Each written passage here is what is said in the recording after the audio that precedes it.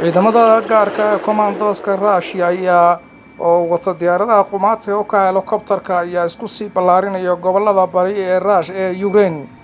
Gobolada bari ee Ukraine ay ku nool yihiin dadka ku hadla afka Russia ayaa toddobaadkii u dambeysay Kremlin-ku waxa uu ku dhawaaqay inay yihiin jamhuuriyad madax bannaan.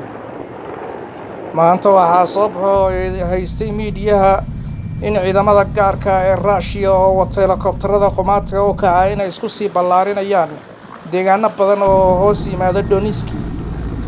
hase yeeshee sidoo kale gantaalaha lidka diyaaradaha ee difaaca cirka ayaa si ay Russia u sii daabuleysay gobolkaasi ayaa u muuqda hadda inuu si buuxa gacanta Ruushka u galay iyo xulafada taageersan ee gooni-u-goosadka reer bariga Ukraine kuwaasoo badi dad asal ahaan ka soo jeeda Russia.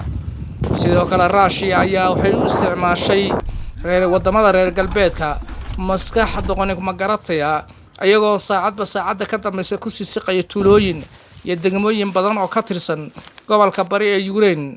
haddana waxaa la gaaray xilligii ay si buuxda gacanta ugu dhigi lahaayeen gebi ahaanba gobolkaasi bariga Ukraine. gantaalaha lidka diyaaradaha ee loo yaqaan S-400 iyo gantaalaha kale plastiga ee istiraatiijiga ee lagu duqeeyo goobaha dhaqaaqayo iyo gantaalaha hypersonic ayay Russia u daabushay deegaankaasi oo noqon doona mid ka caagan diyaaradaha dagaalka ee shisheeye iyo inay soo galaan xataa dharoonada qaybahooda kala duwan. halkaan naga daawanaysaa